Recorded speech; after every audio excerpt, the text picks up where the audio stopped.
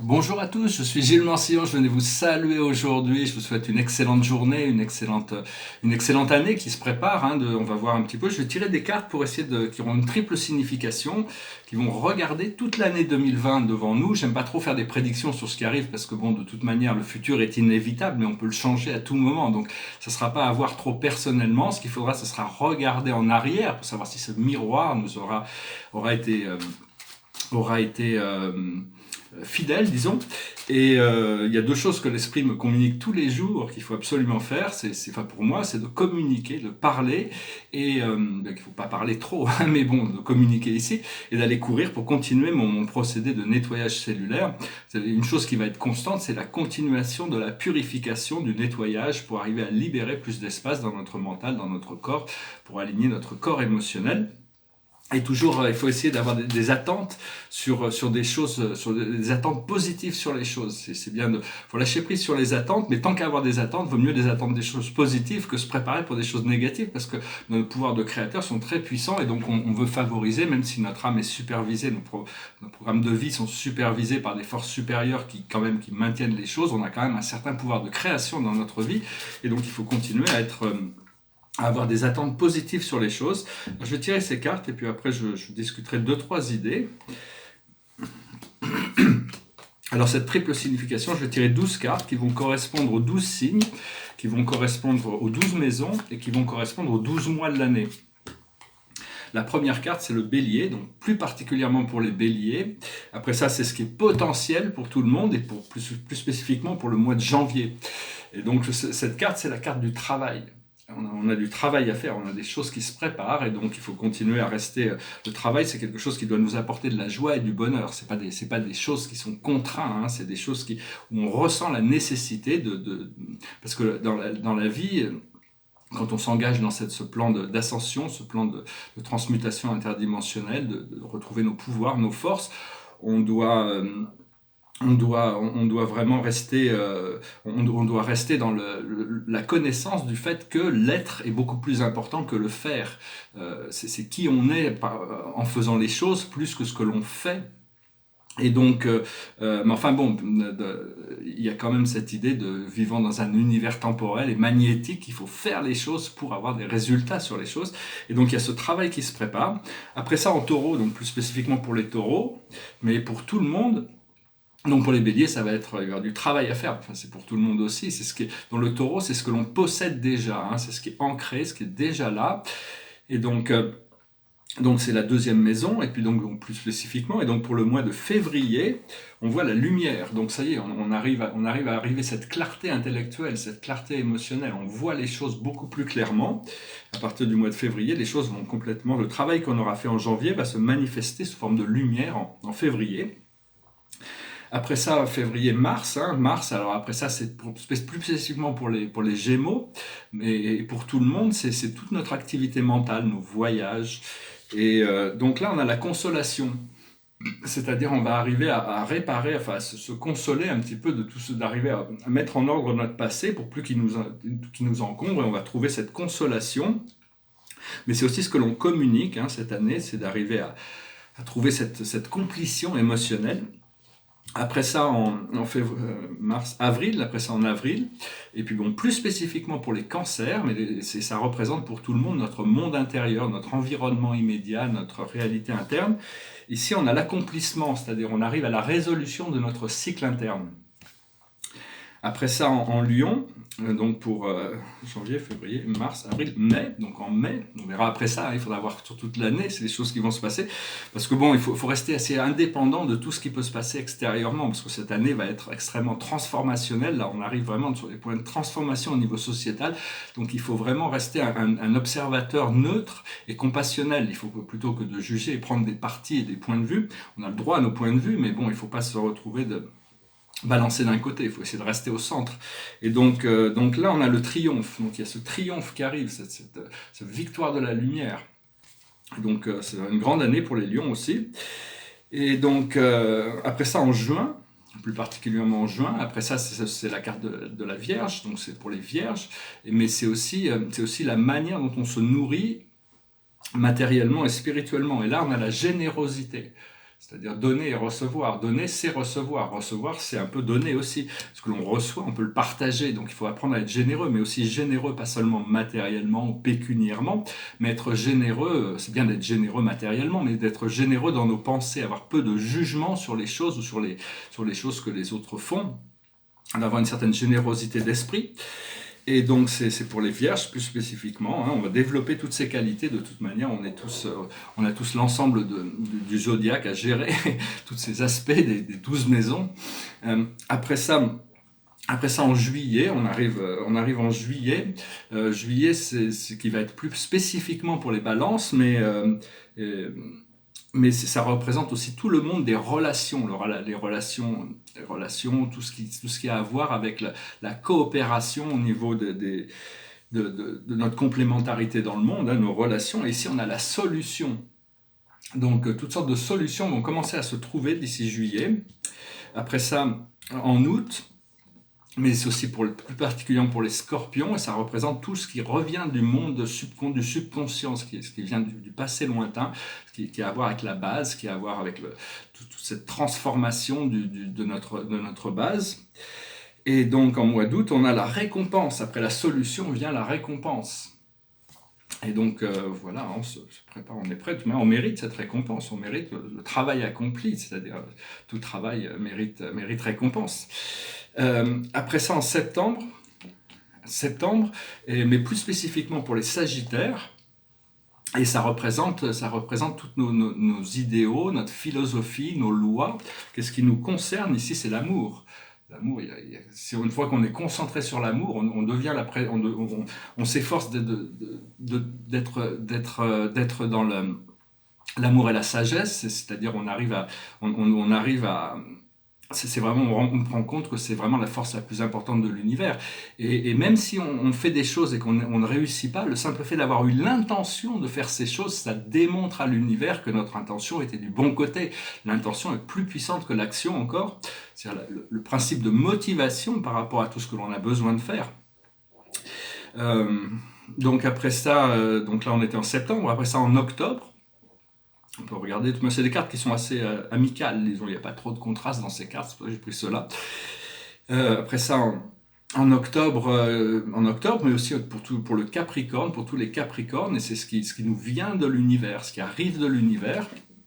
C'est l'énergie, c'est la carte numéro 1, c'est-à-dire on doit pouvoir choisir nos lignes temporelles. C'est-à-dire les lignes temporelles, il y a plein de lignes temporelles, c'est-à-dire on a le choix dans la direction dans laquelle on va, et donc il faut arriver à choisir toujours la meilleure ligne temporelle, celle qui nous apporte le plus de joie, de bonheur, accepter que l'esprit puisse nous apporter les choses que l'on a demandées. Après ça, en novembre, donc plus particulièrement en novembre, mais plus particulièrement spécifiquement pour les Verseaux, et pour tout le monde, ça représente nos amis, nos espoirs. Et ici, on a la purification, on a envie de se purifier, on a envie d'être saint, serein, saint de corps et d'esprit. On a envie de découvrir le maximum. Plus on est pur, au plus on peut se rapprocher du centre. Et après ça, en décembre 2020, c'est pour les poissons, plus spécifiquement, mais pour tout le monde, c'est le karma, l'inévitable. Ici, c'est la réjouissance. Donc on va être très content quand même de cette année, hein, qui devrait être vraiment très différente de l'année dernière. Et l'aboutissant de cette année, de la clé, c'est la guérison. C'est-à-dire toutes les choses qui étaient encore en souffrance vont pouvoir être guéries. Donc il faut avoir de la patience et de la persévérance, savoir que vous n'êtes pas seul, hein, vous avez des forces invisibles très intelligentes qui travaillent avec vous, consciemment ou inconsciemment, qui travaillent avec nous. Et donc il faut arriver à devenir de plus en plus communicatif avec ces forces pour pouvoir suivre la guidance intérieure. Voilà, j'espère que ce message résonnera. Il faudra le regarder si, à travers le temps, ces choses se réalisent, que se manifestent comme elles ont été présentées ici. Donc il faut attendre des bonnes choses, hein. Et l'idée, c'est se connaître soi-même. Se connaître soi-même ne veut pas dire connaître son ego ou sa carrière terrestre. Se connaître soi-même, comme dans l'oracle de Delphes, l'oracle d'Apollon, c'est connaître la divinité en nous. Une fois qu'on connaît cette divinité en nous, on connaît tout l'univers. C'était connais-toi toi-même, rien de trop. Tout ce que l'on croit est trop, parce qu'on ne se connaît pas soi nous-mêmes. On ne sait pas qui on est, d'où on vient et où on va. Mais notre présence intérieure, notre divinité, le sait déjà. Donc c'est vraiment très important de continuer à ouvrir des portes, plus en plus de portes, ouvrir des portes pour pouvoir y passer à travers. Savoir qu'une fois qu'on arrive dans l'unité, c'est pas la fin du programme, c'est le début d'un nouveau cycle, d'un nouveau programme. Euh, et donc, aussi, je voulais dire que le fait d'être bon, la bonté est souvent représentée comme une faiblesse dans la société, alors que c'est pas une faiblesse, c'est une force. Hein, c'est parce que on est dans une société d'ego où c'est la force qui domine, mais la bonté est une force. Et donc, faut arriver à être bon avec soi-même et arriver à démontrer une bonté vis-à-vis des autres. Savoir que bon, la Terre est complètement capable de se régénérer, de remplir les océans de poissons, de réparer tout ça. La Terre est très intelligente, c'est juste qu'il y a besoin de se réaligner avec une conscience supérieure pour arriver à permettre ces choses de se manifester plus vite, hein, parce la Terre est en train de se transformer, s'élever, accélérer sa vibration. Le pulse de Schumann est en train de s'expandre, comme notre aura est en train de s'expandre. Le pulse de Schumann, c'est l'aura de la planète. Et il va y avoir des découvertes incroyables qu'on va commencer, pas des découvertes forcément, mais des révélations sur des nouvelles technologies, nouveaux systèmes de médecine aussi, parce qu'un des buts de ce procédé de transformation, ça va être d'éliminer la maladie. C'est une des premières choses, mais c'est pas au-delà de la possibilité de l'humanité. Ce qu'il faut, c'est vis-à-vis de la maladie, c'est de comprendre ce que Jacques Lacan avait expliqué, c'est que la maladie a quelque chose à nous apprendre. Une fois qu'on a appris ce que la maladie avait besoin de nous apprendre, on peut enlever la cause, et à ce moment-là, la maladie disparaît, plutôt que de refuser de voir la cause et de rajouter, de mettre des médicaments qui empêchent l'effet, mais tant qu'on n'enlève pas la cause, il y aura toujours des autres effets qui vont se remanifester. Donc, enfin, il y a toutes sortes de percées scientifiques qui vont arriver jusqu'au moment où on doit pouvoir vivre dans un monde équilibré. Disons, ce que l'on recherche, c'est la paix, l'équilibre et l'harmonie. Hein, c'est dans le monde, c'est pas.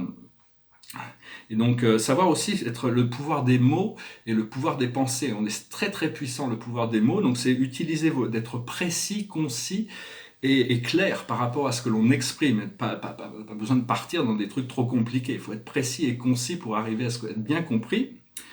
Et bien sûr, il y a cette possibilité de rencontre avec les extraterrestres cette année, hein, donc il faut, dans les années à venir, mais enfin bon, c'est cette préparation, selon Guy, de pouvoir recevoir nos cousins pléiadiens, qui seront certainement les premiers à arriver, hein, les pléiadiens, parce qu'ils nous ressemblent extrêmement d'un point de vue de leur forme physique. Ce sera certainement des pléiadiens physiques qui vont arriver en premier, sinon ce sera peut-être les Yaël ou ça sera peut-être autrement, mais enfin bon, tout est organisé là-haut, hein, ils sont prêts, ces extraterrestres bienveillants sont prêts à arriver, c'est l'humanité qui a besoin de se préparer, et ils vont nous assister avec tous ces programmes, hein, donc quand ils seront prêts, tout le programme de la Terre va changer pour toujours, une fois qu'on aura accepté cette relation de connexion. On va aussi apprendre des nouveaux langages, des langages de lumière. On va être obligé on va comprendre toutes sortes de langages qui nous permettent de communiquer. Bientôt, on va pouvoir passer à des communications télépathiques et holographiques, plutôt que de rester encore Jacques Lacan, qui pensait que les mots nous emprisonnaient dans une forme qui nous empêchait de découvrir la véritable communication. C'est un peu comme le verbe est une locomotive qui tire des wagons, mais donc les mots, c'est un peu une prison, donc ce qui nous empêche de découvrir cette réalité holographique qui nous permettra de communiquer. Savoir aussi qu'il y a beaucoup d'idées de science-fiction qui vont commencer à se manifester beaucoup plus rapidement que ce que l'on pense, parce que la technologie avance très très vite. Hein. Toutes ces idées de Star Trek, ça va pas besoin d'attendre le 24e siècle pour commencer. On va pas avoir besoin d'attendre 3 siècles pour découvrir la galaxie. À partir du moment où on crée cette reconnexion, on va nous donner des vaisseaux biologiques qui vont nous permettre de commencer à explorer ça, même s'ils seront primitifs. Hein.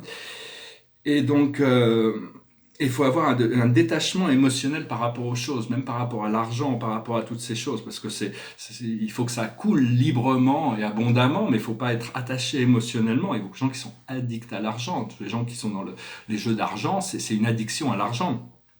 Mais enfin bon, vu qu'on a monétarisé notre vie ici, on a besoin d'argent. Après ça, on va pouvoir délivrer le monde de cette nécessité. D'ici un siècle ou deux, il n'y aura plus besoin d'argent. Mais enfin, on en a encore besoin pendant un temps, vu que c'est là quoi quand même. Mais bon, il faut revenir sur un système monétaire et économique qui peuvent servir tout le monde, où tout le monde puisse quand même trouver sa place, plutôt que ce système qui est quand même très, très dysfonctionnel. Hein. Par exemple, en France, on a cette réforme des retraites, on nous dit...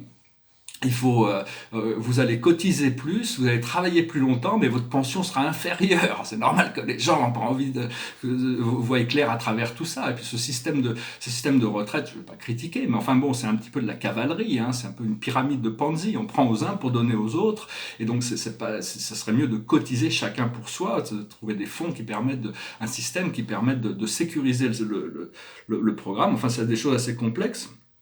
Donc c'est très important de choisir cette ligne temporelle où on trouve cette liberté, cette neutralité, ce bien-être, et pour être contemplatif et assister le monde plutôt que d'être ballotté ou de se trouver dans le creux de la vague. Il faut rester au-dessus de la vague pour pouvoir surfer sur les vagues des nouvelles énergies qui arrivent, et choisir, parce qu'à tout moment, il y a toujours des possibilités de lignes temporelles. Des fois, il y en a qui sont opposées, contraires.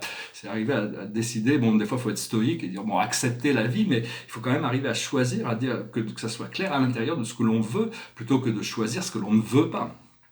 Et parce que tout ce que l'on cherche est dans le présent, hein. Il faut oublier le temps, oublier oublier le temps le plus possible pour savoir que le pouvoir est dans le présent. Par rapport aux technologies, je voulais dire les voyages aériens vont complètement changer avec l'arrivée de ces nouvelles technologies. On va des véhicules qui sont silencieux et non polluants et plus rapides et plus sécurisés. Tout ça va arriver. Parce que bon, dans les vaisseaux spatiaux, on dit, c'est une connaissance par rapport aux sociétés galactiques, c'est que si un vaisseau spatial arrive et qui fait du bruit, c'est qu'il n'est pas encore assez perfectionné. Les vaisseaux sont silencieux. Donc des technologies silencieuses montrent que c'est suffisamment évolué pour être sécurisant. Et on doit aussi commencer à apprendre des systèmes la respiration infinie. Cette respiration infinie, c'est-à-dire apprendre à faire circuler notre souffle, pas juste respirer dans nos poumons, mais faire circuler toute l'énergie dans notre corps. On pourra parler des trois énergies, l'énergie de l'essence séminale, l'énergie du souffle vital et l'énergie spirituelle. On peut utiliser notre respiration pour élever notre énergie jusqu'à notre couronne. Hein. Mais cette énergie, c'est imaginer un 8 qui va en dessous de vos pieds, au-dessus de votre tête, et le 8 se réunit au niveau du nombril. Donc c'est juste une visualisation pour commencer à créer cet infini, pour reconnecter, savoir qu'on a la présence de l'infini à l'intérieur de nous et reconnecter avec cette énergie. Et je veux aussi vous remercier pour votre soutien, vous remercier de travailler sur cette création magnétique de ce nouvel univers. La meilleure manière, c'est d'être serein et de continuer à visualiser ce que vous voulez dans la joie, le bonheur, pour pouvoir ça ancre ces énergies, ça assiste la planète. Je voulais aussi vous remercier d'avoir adressé des bonnes pensées vis-à-vis de l'Australie. Hier, il y a eu des pluies qui ont assisté là-bas.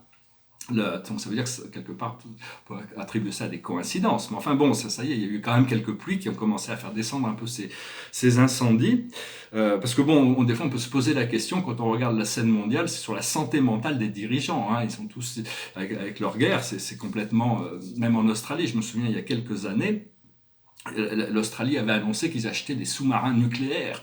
Et je me souviens, c'est la première pensée qui m'est passée par la tête, c'était il ferait mieux d'investir dans des Canadair plutôt que des sous-marins nucléaires. Il y a des années de ça. Et puis bon, maintenant, ça y est, ils y arrivent, mais bon, il leur faut du temps un peu pour comprendre leur nécessité première, à s'occuper d'eux-mêmes plutôt que d'aller dépenser des ressources. Toutes ces ressources, on dépense plus d'argent pour la guerre que pour l'éducation, ce qui n'est pas normal dans le monde quand même. Enfin, on va commencer à se responsabiliser, prendre conscience de ces choses. Enfin, tout le monde ne sera pas forcément pouvoir comprendre ça tout de suite, mais bon, on va finir par y arriver de toute manière. Hein. On va arriver à trouver cette année devrait être vraiment transformationnelle. Voilà, je voulais parler de ces choses.